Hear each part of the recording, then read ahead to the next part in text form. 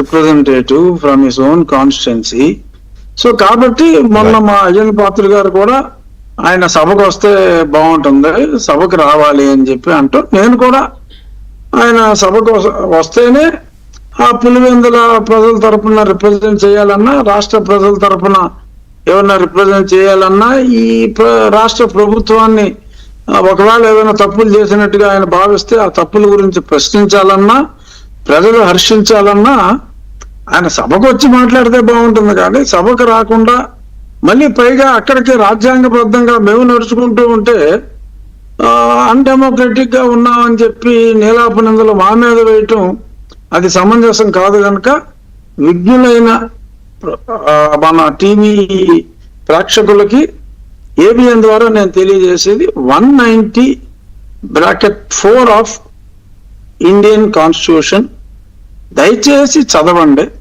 ఆ చదివిన తర్వాత నేను చెప్పిన దాంట్లో తప్పేదన్నా ఉంటే ప్రశ్నించండి.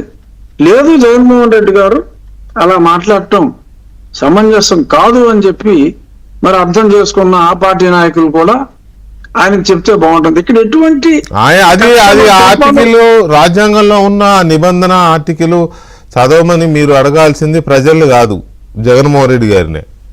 అంటే జగన్మోహన్ రెడ్డి గారి మాటల్లో ప్రజలు ఏమన్నా నమ్ముతారేమో నమ్మర్లే అని, అంటే అన్డెమోక్రటిక్ అని పుసుకున్నంత మాట అనేసారు. కాబట్టి we are only going as per the constitution, రాజ్యాంగబద్ధున్నై ఉన్నాను అని చెప్పడం కోసం. రైట్. ఆయన పుసుకుని చాలా అంటా ఉంటాడులేండి సార్, పుసుకుర అలా చాలా అంటా ఉంటాడు. ఉంటాయి మరి కొన్ని బాధలు ఆయన ఈ ప్రొవిజన్ చదువుకొని డెఫినెట్ గా ప్రతిపక్ష హోదా, ఎందుకంటే జగన్మోహన్ రెడ్డి గారే మాట్లాడారండి. ఆయనే అసలు నేను తలుచుకుంటే అది 17కి తీసుకొచ్చి ప్రతిపక్ష హోదా కూడా లేకుండా చేసేవాడిని అని ఆయన మాటలతో జగన్మోహన్ రెడ్డి గారు ఆయనే మాట్లాడారు. కనీసం ఆయన మాటలన్నా ఆయన నమ్మాలి కదా. అప్పుడు ఎవరో చెప్పి ఉంటారు కదా విజ్ఞులు. సో ఇది ఆయనకి తెలియంది కాదు. మరి ఎందుకనో వెన్ ఈజ్ రిప్రజెంటింగ్, మరి అంత ఆయన కూడా ఎలక్టరేట్ బాగానే వచ్చింది ఓటింగ్. సరే నెగ్గిన పార్టీ కన్నా ఒక 10-12% తక్కువ వచ్చి ఉండొచ్చు. But he has got considerable voting. He has to represent his people.